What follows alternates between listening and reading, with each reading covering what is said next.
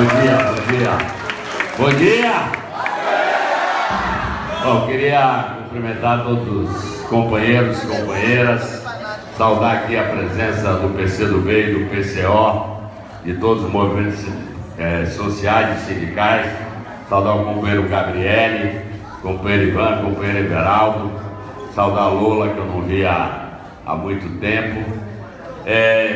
Primeiro, eu estava brincando ali com o Ivanzinho, que ele me deu uma responsabilidade muito grande, porque eu acho que nessa hora a gente vai ter que fazer construções coletivas. Não adianta achar que uma cabeça vai resolver tudo. É evidente que a gente tem que se reunir e dar orientações, mas realmente esse é o momento, talvez, eu aos 67 anos, mais complexo que eu já vivi do ponto...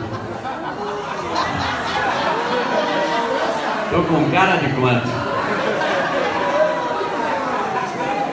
Tá vendo? Pensei que o cara ia dizer, não, tudo isso não minta não. Bom, mas é 67 mesmo, sou de 51. Mas de qualquer forma, eu acho, para mim é o momento mais complexo e difícil da conjuntura política e econômica brasileira que eu pessoalmente já vivi. Eu já disse isso aqui em outra reunião nossa, é mais complexo do que a ditadura militar.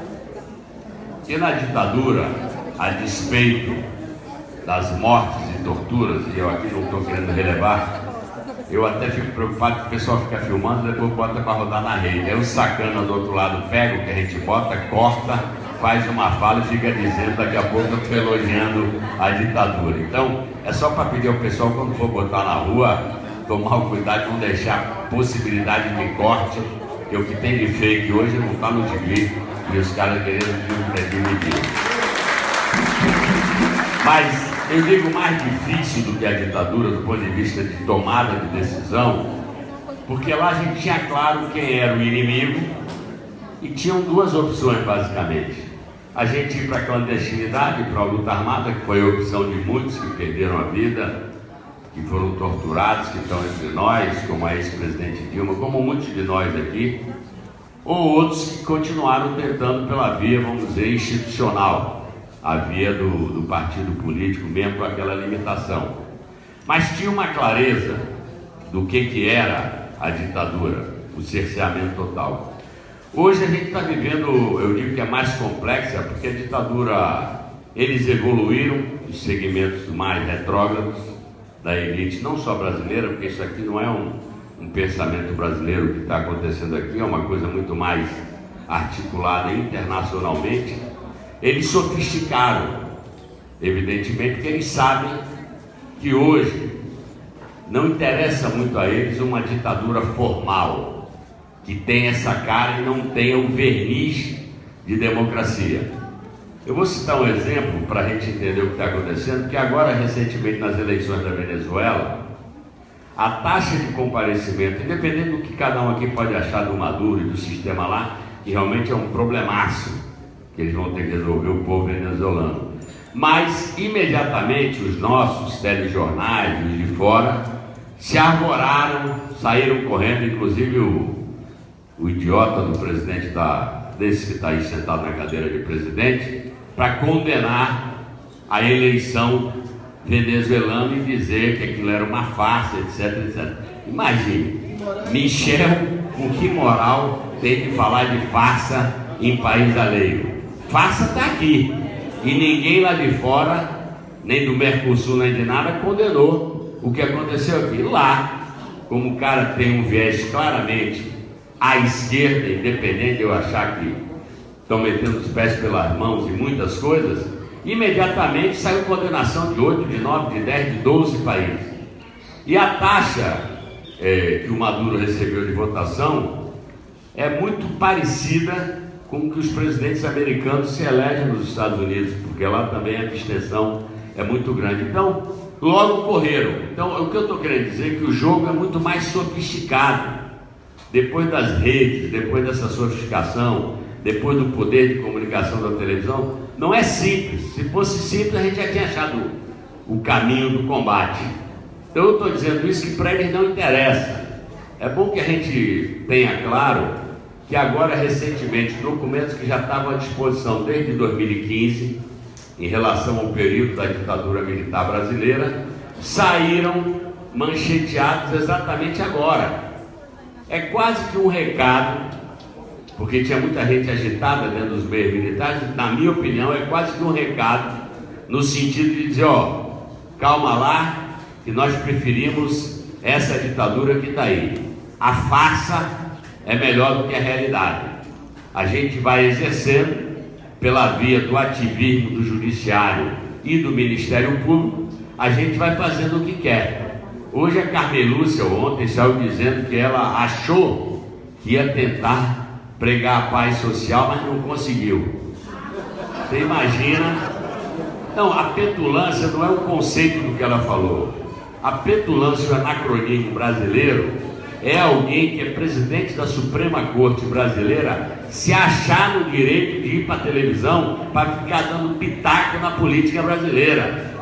Aquilo lá é o último, deveria ser o último guardião da democracia, da defesa da Constituição, e virou 11 operadores da política, cada um do seu jeito. O Marco Aurélio acabou de soltar uma pessoa que estava presa depois de uma condenação em 2º grau. Era até um homicida, eu acho. E, bom, eu que sempre gostei das posições de Marco Aurélio, ele pelo menos tem coerência. Ele defende que 2º grau não esgotou o recurso e, portanto, ninguém pode ser preso. É bom a gente não ficar dizendo porque essa doutrina dele é que garantirá o presidente Lula vir para cá e ser presidente. Por isso que eu estou dizendo que é sofisticado o negócio. Ele também soltou, aliás, ele foi voto vencido para liberar o Luiz Estevam. Tomou de 10-1, mas sustentou a posição dele. Eu fui conversar com ele. Ele disse, eu não quero nem saber, eu também posso saber que ele é um facílora, mas nos autos não tem nada que prove que ele fez o crime que estão dizendo que ele tem. É igualzinho ao caso do Lula. Vocês podem achar ele o ladrão que quiser, diria o Marco Aurélio, mas vocês não têm prova de tudo que vocês estão acusando ele. Então, o jogo é muito sofisticado, porque para jogar em democracia, ordem de juiz não é para ser questionada, é para ser cumprida. E o Lula cumpriu a ordem. Certo ou errado foi a convicção dele. A minha não era essa. A minha não era essa. Eu, na minha opinião,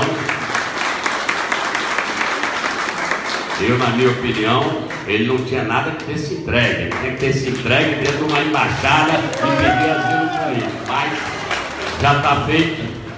Graças a Deus eu dei minha opinião antes. Mas tudo bem, também não vou criticar, porque quem está precisando de solidariedade é ele. Eu só estou falando que nós, ao cumprirmos todo o ritual da farsa da democracia brasileira, a gente vai se enterrando. Porque tem um esquema montado, por isso que eu digo, mais sofisticado que a ditadura. Por isso os documentos saíram agora, para dizer que o gás, eu não sei quem, estava metido em morte, não sei o que lá. Até parece que eles só souberam disso agora. Agora eles mandaram um recado, moçada, tenha calma, que o nosso negócio é na toga, não é no verde oliva. Então, eu acho que a gente está vivendo um momento difícil. Gabriela se colocou muito bem. E eu acho que o mais importante nesse momento para nós e para as forças progressistas é a gente construir a nossa unidade. A unidade na análise do que está acontecendo e unidade de ação, para que a gente possa fazer, porque senão a gente vai ficando com raiva dentro de casa, como eu estou.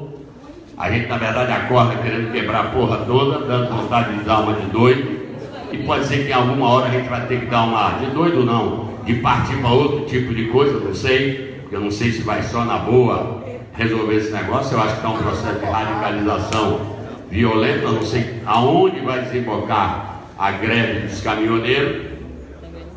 Então eu acho que o primeiro ponto é a unidade. E aí eu quero começar pela unidade em torno daquilo que a direção nacional já colocou muito bem, e que eu queria dizer que eu acho que nós temos que resistir a todas as perguntas. Eu ando pelo interior inteiro.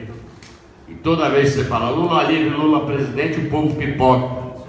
Quando você desce do palanque, lá onde você está falando, aí o povo pergunta, e vai dar mesmo? Entendeu? E a gente não pode vacilar, tem que dizer, vai dar. Tem que dizer, vai dar, nós vamos lutar até a última gota de sangue para fazer Lula presidente.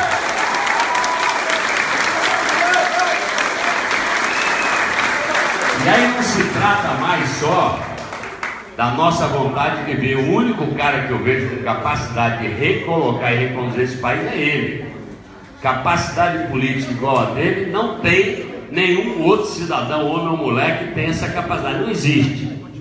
E além disso, muito para além disso, nós temos que entender que depois de 40 anos de caminhada do PT, o fundador, aliás, vou dizer mais, para ser mais pragmático, o dono dos votos, porque ninguém aqui tem voto que ele tem na sua... Quem tem 60% é Luiz Inácio Lula da Silva, só ele. Então, por mais que tenha agonia, a eleição está chegando, os caras vão dizer isso, os caras vão dizer o que quiserem. Nós vamos sustentar Lula livre, Lula candidato, Lula presidente, até o dia 7 de outubro. Essa é a nossa proposta. Essa é a nossa proposta. Já teve prefeito eleito na cadeia. Se ele for eleito na cadeia, eu acho ótimo. Aí depois vão ter que tirar para poder governar o país. E eu digo que a gente tem que manter essa estratégia, porque nós temos que tensionar com esse golpe judiciário, esse golpe, essa sofisticação. Se a gente não tensionar, nós estamos fazendo o jogo dele. Ah, mas eles estão no golpe, vão fazer qualquer coisa. Eu quero que eles façam qualquer coisa, porque nós não estamos vivendo só hoje, nós estamos vivendo hoje e a história. Então nós precisamos saber como é que essa história vai ser contada. Então nós temos que tensionar mesmo. Ou tem gente preocupada de saber, aí eu não vou ter candidato. Não é esse o problema agora.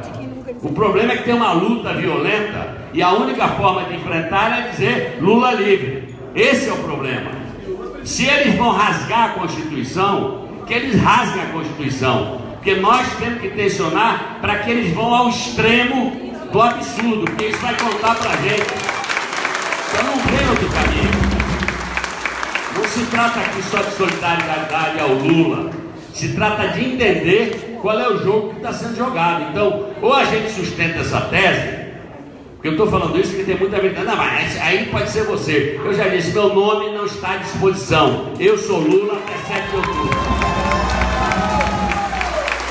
Bom, então essa é a primeira coisa, a unidade nessa política, que não impede a gente de conversar com outros partidos do campo nosso que tenham candidatura.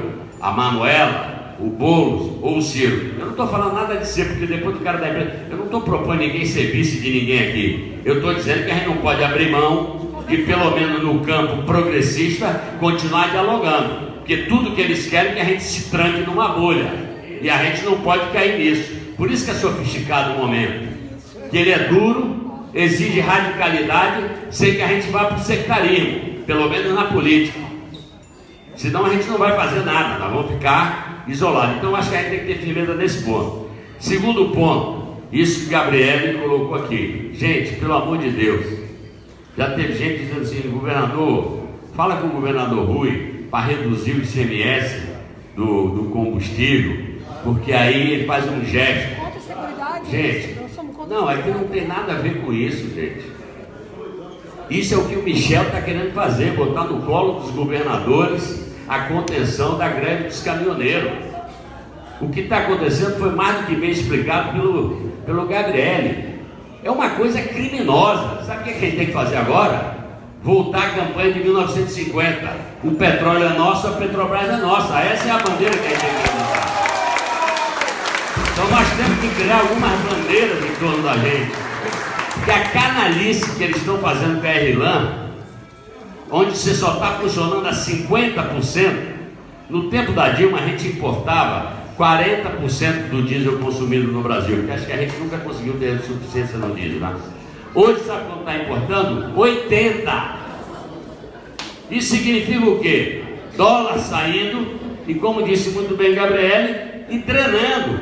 Estão fazendo igual no tempo da privatização do Fernando Henrique. Chama o Estado de elefante, derruba a valorização do nosso ativo para poder comprar na Bacia das Almas.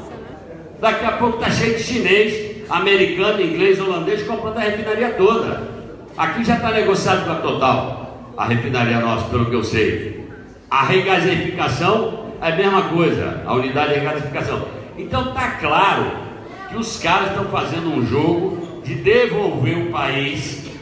Eu acho que aquilo foi um ato falho, não foi o erro do marqueteiro do Michel, aquele negócio de volta, como é? 20 anos em 2 para trás. Eu acho que é até mais de 20, é 52. Porque eles estão voltando ao tempo pré-industrial nosso. Via Lava Jato acabaram com a engenharia nacional. E agora querem acabar com a Petrobras. E acabaram movimentando o mais importante. A nossa matéria-prima, que é o pré-sal, já modificaram todo o regulamento para entregar. Os Estados Unidos já reativou a quarta frota. A quarta frota toma conta do quê? Do Atlântico Sul, onde está o pré-sal. Então não vamos ficar também, não precisa ter cabeça conspirativa, mas não podemos dar uma de ingênuo. Então a unidade que eu acho em torno da greve dos caminhoneiros, porque tem muita gente nossa discutindo se é greve ou se é lockout. Na minha opinião, é uma mistura das duas coisas. Porque mesmo para aquelas grandes transportadoras que dominam acho que 70% das grandes, não. 40%, tinha me dito, bom, mas tanto faz. Mas nos 40%, o motorista é peão. Ele não é dono do caminhão. A empresa é dona lá em cima, mas está cheio de peão trabalhando dentro da empresa dele.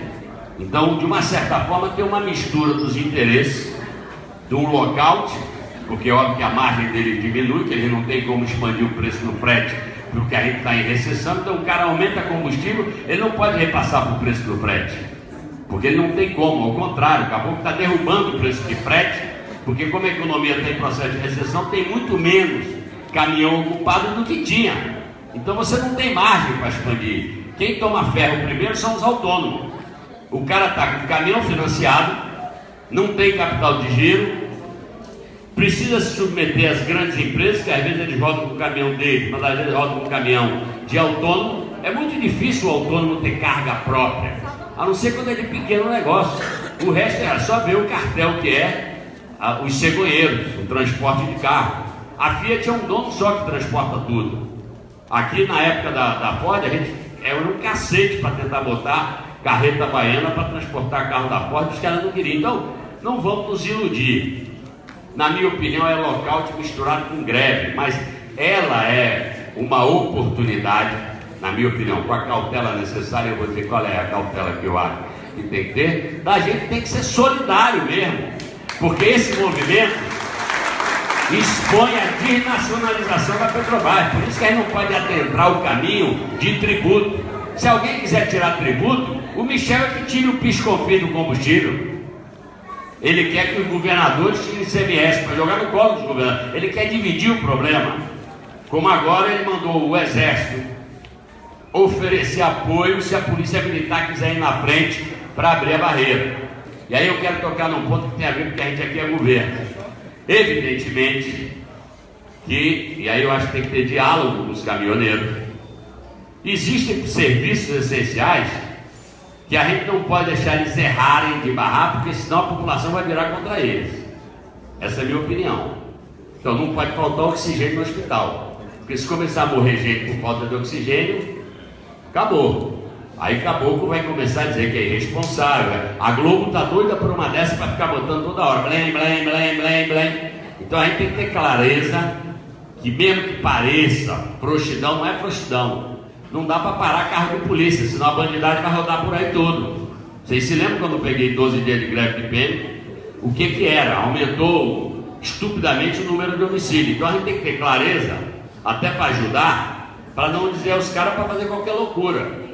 Porque, óbvio que afeta a economia. O que tem de frango, de pinto, morrendo não está no gibi.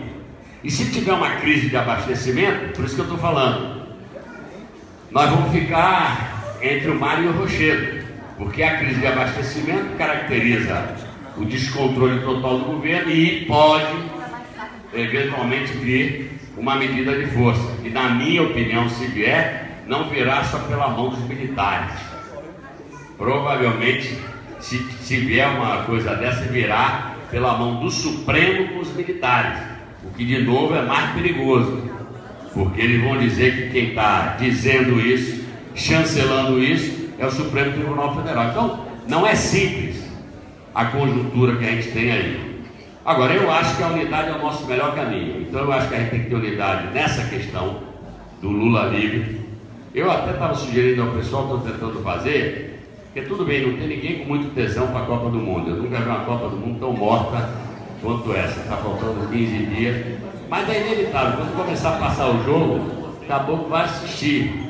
E eu acho que para a gente também não negar o que é nosso, eu já disse lá para o pessoal para mandar fazer uma camiseta torcida Lula livre. Eu não sei se tem que ser vermelho, eu acho que só não pode ser amarelo. Mas pode ser o verde, pode ser o azul. Eu já vi que minha banca de camisa não vai vender nada, eu mandei fazer verde e azul. Mas é que eu quero a verde e azul para chamar o pessoal que não é na outra. Nós precisamos incorporar a gente. Nem todo mundo é petista que vai defender Lula livre. Não tem 66% de petista no universo brasileiro. Tem 66% de pessoas que estão vendo nele a esperança. Essa que é... Mas a gente faz assim, 60% de vermelho é que a gente bota verde e azul para ver se os outros podem comprar. Mas então eu queria dizer o seguinte, eu vou repetir, eu acho que a gente tem tarefas para fazer, Geraldo, nós no movimento sindical. Primeiro, essa questão da greve dos caminhoneiros. Eu acho que a gente tem que ter clareza, se tiver gente nossa para ir, não precisa se caracterizar como PT para os babacas do outro lado, não dizer que a gente está querendo faturar em cima dos outros, ou os babacas tipo Bolsonaro dizer nós não queremos político aqui. Essa que é a verdade. Mas eu acho que o movimento sindical pode tentar abrir diálogo com os caminhoneiros, principalmente nessa questão dos serviços essenciais, que não dá para faltar, porque senão eu acho que vira contra ele. Eu acho que a gente tem que, na última plenária que a gente teve aqui, acho que foi a de Sola, que ele batizou de plenária Lula livre, eu tinha dito que a gente precisa fazer isso nas câmaras de vereadores. Porque essas coisas, além de tudo, isso chega no ouvido do Lula, isso dá energia para ele lá dentro para resistir. Porque senão ele vai ter a sensação que está um silêncio lá fora. E nós precisamos fazer barulho aqui fora para que ele saiba também o que está acontecendo. Então vem São João aí, nós vamos fazer quantos forró Lula livre? Temos que voltar ao nosso tempo de militância. A gente vivia fazendo forró para arrecadar dinheiro no cacete, nós temos que voltar a isso. Então eu acho que tem que ter forró Lula livre, eu acho que tem que ter torcida Lula livre, eu acho que a gente tem que fazer as homenagens que já foram feitas aqui na Assembleia, na Câmara de Vereadores. A gente tem maioria na maioria das câmaras. Aí tem que sair uma orientação nossa. Eu estou dizendo o seguinte, nós aqui sozinhos nós não vamos fazer. Esse negócio vai virar, vai tomar conta, já tomou conta pela pesquisa, mas pela ação ainda não. A pesquisa está clara que ele sobe cada vez mais, mas nós precisamos transformar isso para manter esse fogo aceso, senão o pessoal vai ficar prostrado esperando o dia 7 de outubro. E eu, na verdade, acho o seguinte, essa é outra encruzilhada que a gente está. Vai coligar ou não vai coligar? É uma encruzilhada arretada. Como é que o povo vai ler? Porque a gente está coligado com uma porrada de nego que deu golpe, nego que voltou uma porrada de coisa contra. Ao mesmo tempo a gente vamos para um jogo só de marcar posição? É uma dúvida da porra. Porque na verdade depois de 40 anos, não acho que é simples essa decisão não. Porque depois de 40 anos que a gente está na política, apesar de nós passamos 12, 13, 14 anos no governo. Isso fez bem ou fez mal? Ao país fez ótimo. Ao PT fez bem ou fez mal? Não sei. A gente vai fazer essa análise daqui a pouco. Daqui a pouco eu digo mais na frente, porque agora não dá para fazer ela. Eu acho que a gente acabou adotando muito exercício de poder que complica a cabeça do povo. Agora, por outro lado, a gente vai fazer o quê? Por exemplo, aqui na Bahia. Vamos sair sozinhos? Então, não é simples esse negócio. Eu, por exemplo, vocês conhecem a posição. Eu acho que você estando no comando, você pode ampliar. Eu continuo dizendo que a gente ampliou aqui na Bahia e não perdemos nossa cara. Não é à toa que Rui está aí com 60%, 70%, independente da desistência do outro. A gente está afirmando um projeto aqui na Bahia. Hoje tem uma afirmação de um projeto da Bahia e, querendo ou não, ele é simbolizado pelo PT, que comanda o processo. Então, é só para a gente não jogar pela janela a água e a criança dentro. Eu acho que a gente tem que se monitorar, porque eu acho que na política nacional muitas vezes nós passamos do ponto. Mas eu pessoalmente acho que a gente tem que radicalizar sem se isolar. Então, na minha opinião, a gente tem que manter uma política de alianças dentro de um contexto. Eu acho que aqui na Bahia a gente está indo bem com isso. Então eu acho o seguinte, nós precisamos tirar tarefas, porque senão a gente faz interpretação e não tira ação, e não adianta. Então eu acho que a gente tem que ter clareza cada militante por causa do seu espaço de trabalho. Então essa questão da Petrobras é fundamental, a questão do Lula candidato, na minha opinião, é fundamental. Já tem artigo hoje falando, olha, o PT levou para Lula discutir plano A, plano B, plano C. Eu acho que esse troço não resolve a nossa vida. Isso aí divide a gente. Isso aí divide a gente. Nós só temos um ponto de unidade, que é ele. Não é porque a gente idolatra, é porque é um dado de realidade. Quem tem um patrimônio político, vou repetir, chama-se Luiz Inácio Lula da Silva. É ele que tem um patrimônio, entendeu? Então eu acho o seguinte, a conjuntura é dura, eu não sei dizer o que vai acontecer amanhã. Eu não sei dizer o que vai acontecer amanhã. Porque realmente as possibilidades são não. Agora eu acho que a gente tem que aproveitar. Quem é candidato, eu acho que toda plenária, o tema central tem que ser Lula livre. Eu acho, Everaldo, que a gente tem que pegar as nossas câmaras de vereadores, os nossos prefeitos, inclusive isso que é forma de hegemonizar, mesmo o prefeito do PSD, do PP, de outros partidos que não são nossos, mas aqui nesse território baiano, hein? Aí quando vai acabar que faz esse bom espírito. Porque tem que estar acontecendo coisa todo dia, toda hora, para aumentar o grau de unidade e de resistência nossa. Se parecer que a gente está na farmaceira, nós não vamos para lugar nenhum. Então, repare, eu acho que a gente está correto no nosso encaminhamento de Lula livre, Lula candidato, Lula presidente, eu acho que é coisa.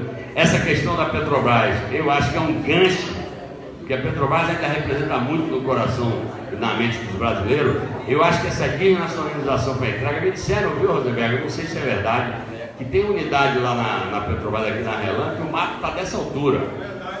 Ou seja, até mato os caras estão deixando crescer dentro de uma refinaria, que é a segunda maior. Ainda é a segunda maior? É a segunda maior do país, acabou que está deixando crescer mato.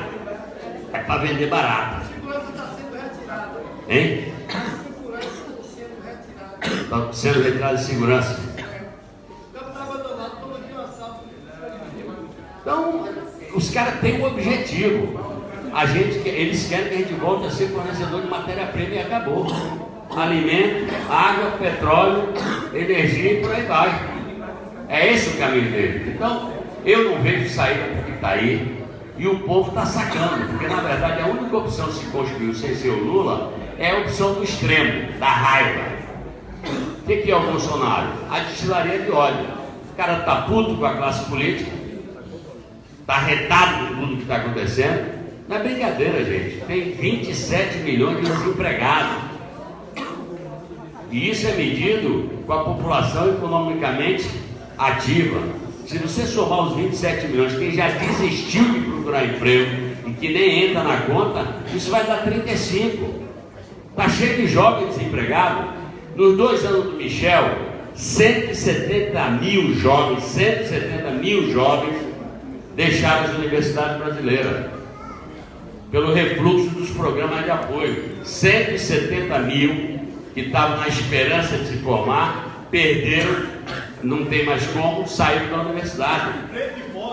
A gente está, com certeza, gente simples, negro, pobre, quem tinha aberto a janela de oportunidade com o Lula e com a Dilma. Então, não é fácil, a mortalidade infantil no Brasil voltou a crescer depois de 10 anos.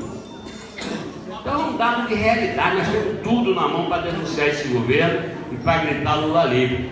Agora eu acho que a gente tem que ter militância diária.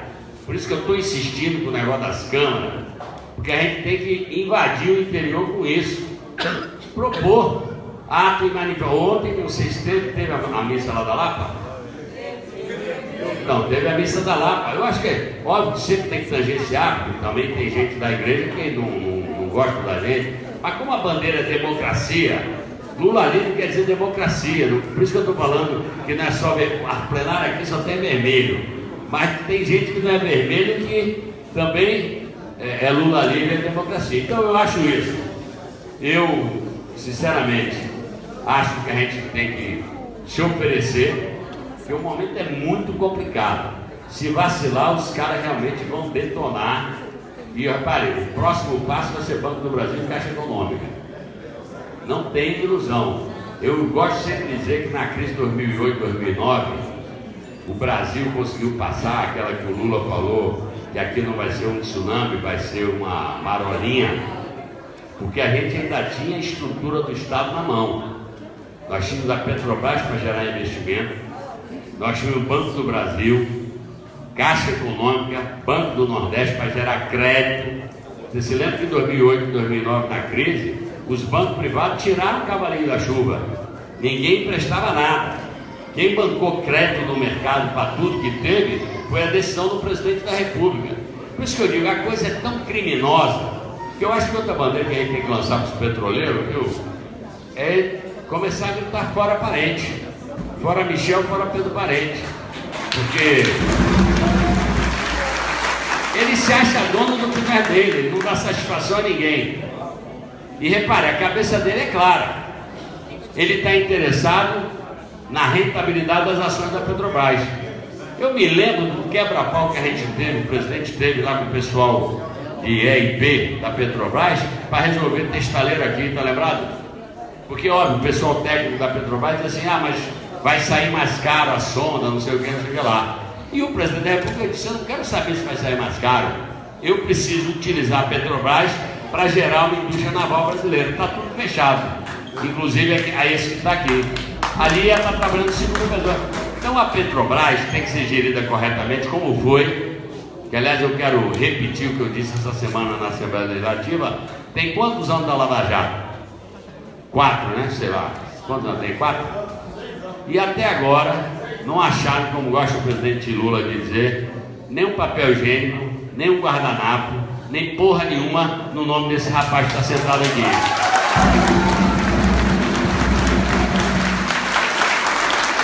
Mas apesar disso, o dinheiro dele está bloqueado, a porra toda. Está até de labirintite, é por causa do dinheiro bloqueado? Não, provavelmente o dinheiro bloqueado porque ele teve labirintite, estava sem grana para ir no médico. Não, mas, então, o que eu estou dizendo é o seguinte, tem que falar, porque ele falou tudo, o Pedro Parente, eu não tenho nada a ver com o país, eu quero que minha empresa dê lucro, quer que tem os fundos de pensão dos Estados Unidos e por aí vai. Então, eu acho que a gente está realmente ameaçado, a democracia brasileira e o futuro. Como é que a gente vai sair dessa? Eu ainda não enxergo um horizonte mais distante, eu enxergo qual é a nossa tarefa imediata. Sinceramente, eu não tenho clareza como é que a gente vai dar um salto para retornar. E depois desse ativismo judiciário, como é que a gente vai fazer de novo a política se sobrepor ao ativismo judiciário? Não está fácil. Porque hoje o juiz diz o que você tem que fazer para o executivo. Então, nós temos uma tarefa que é complicada. Mas para mim a tarefa imediata é Lula livre, o petróleo é nosso, defender a Petrobras e defender a independência e a soberania nacional. Um abraço.